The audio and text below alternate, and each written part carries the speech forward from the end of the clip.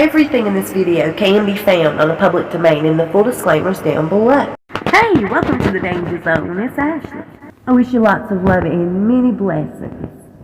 And Jay, Peter, Phil, Shoshana, Debbie, thank y'all so much. Harry received an invitation to do a little speech for the GQ award ceremony. He was in his best velvet tuxedo, propped up against a weird backdrop. There was like a bunch of roses and a lot of wood, like just a weird backdrop. It didn't look like anything in Montecito to me. Not their house. It was really strange to watch. If you get a minute, I hope you check it out. He acted not himself at all. More like he was medicated. I'm not kidding. His eyes looked really heavy. There was a body language expert that even came out saying he really wasn't himself. Either way, he was there to talk about the jab hesitancy. Now, towards the end of his speech, he was thanking Oxford team for doing their part.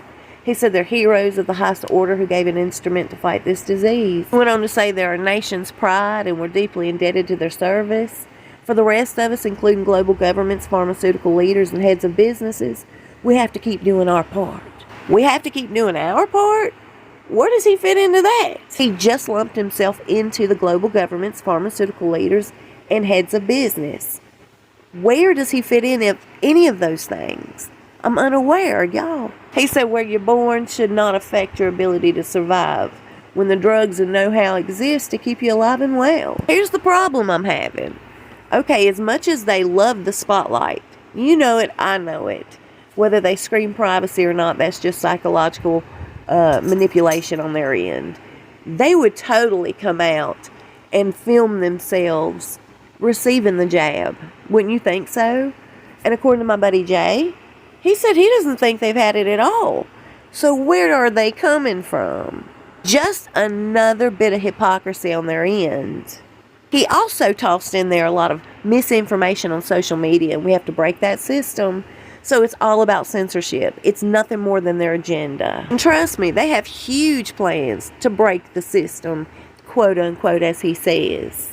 That goes against my rights and yours. He's screaming disinformation, breaking the system on social media, fixing the problem. What about he and his wife? What about every bit of the lies they've been busted in?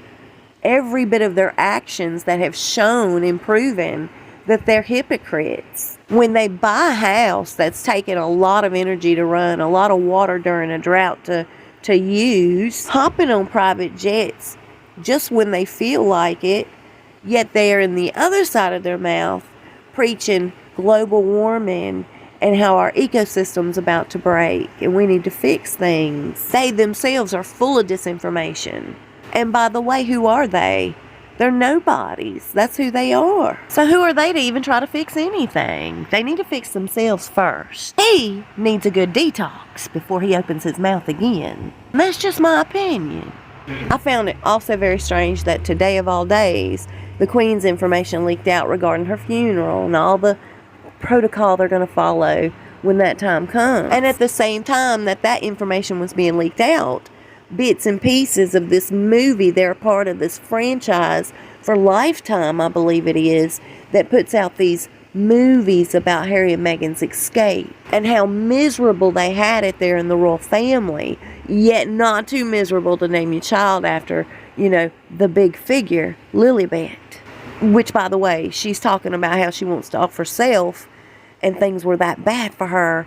It doesn't make sense that she would choose that name of all names to put on her child. Wouldn't that be just a memory, a reminder of how miserable her time was in the royal family? I would think so. So while this Queen's funeral information leaks out, at the same time, like I was saying earlier, this bits and pieces from this movie that's coming out, I think the 6th of this month on Lifetime, it's showing Meghan like dying in a car crash. Harry races through all the photographers, of course, and the medical teams just to find Meghan trying to squirm out of this car that's been wrecked.